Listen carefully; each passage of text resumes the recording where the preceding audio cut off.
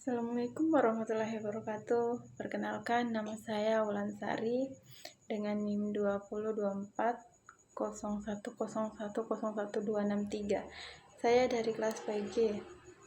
Di sini saya akan menjelaskan tentang toharoh.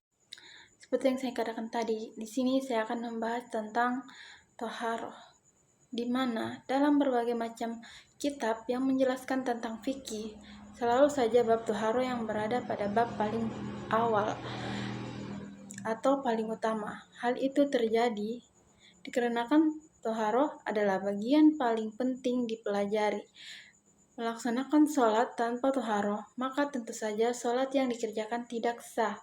Dalam artian, jika ada seseorang mengerjakan sholat tanpa bersuci terlebih dahulu, maka sholat yang ia kerjakan itu sia-sia.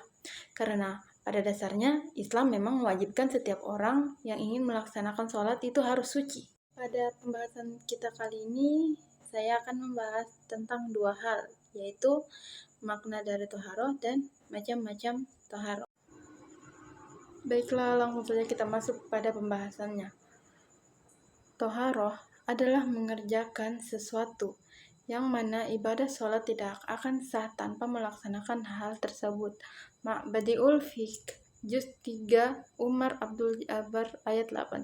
Yang dimaksud mengerjakan suatu di atas yaitu bersuci, di mana bersuci ini terbagi ke dalam dua bagian lagi. Yang pertama yaitu bersuci dari hadas, dan yang kedua bersuci dari kotoran atau najis. Yang dimaksud bersuci dari hadas itu sendiri yaitu berwudu, mandi besar dan juga tayamum sebagai pengganti dari wudu. Sedangkan yang dimaksud bersuci dari kotoran ataupun najis itu sendiri yaitu istinja dan menghilangkan najis dari badan, pakaian dan tempat. Serta alat untuk bersuci itu sendiri ada beberapa macam, di antaranya air wudhu, debu, batu, dan disamak. Melalui macam-macam alat bersuci sendiri, maka telah dijelaskan oleh ulama bahwasanya alat bersuci air itu sendiri terbagi menjadi 3 bagian, yaitu air tahir mutahhir, air mutlak, air tahir gairu mutahhir, dan air mutanajis. Namun di dalam kitab lain dijelaskan pula bahwa air itu terbagi menjadi 4 bagi, yaitu air mutahhir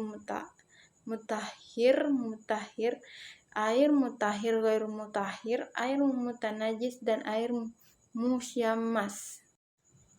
Baiklah, selanjutnya kita masuk pada bagian macam-macam toharoh. Toharoh terbagi menjadi 2. Yang pertama yaitu bersuci dalam dosa atau bertaubat. Maksudnya adalah bertaubat kepada Allah yang merupakan toharoh rohaniyah, juga sebagai metode menyucikan diri dari dosa-dosa besar maupun dosa-dosa kecil kepada Allah. Jika dosa yang dimaksud berhubungan dengan manusia, sebelum bertaubat ia harus meminta maaf kepada semua orang yang telah disakitinya. Seperti itu, kayak semisalnya kita mengeluarkan satu kata yang membuat seseorang itu sakit hati, maka sebelum kita bertobat, kita harus meminta maaf terlebih dahulu kepada orang tersebut. Baik, yang kedua itu bersuci menghilangkan najis. Najis menurut bahasa ialah apa saja yang kotor, baik jiwa, benda, maupun amal perbuatan. Sedangkan menurut fuqaha, berarti kotoran yang berbentuk zat yang mengakibatkan sholat tidak sah. Baik, itu tadi penjelasan singkat dari saya tentang toharoh. Mungkin itu saja yang dapat saya sampaikan. Mohon maaf bila ada salah kata atau perbuatan yang tidak pantas. Saya akhiri dengan ucapan wabillahi taufiq wal hidayah. Wassalamualaikum warahmatullahi wabarakatuh.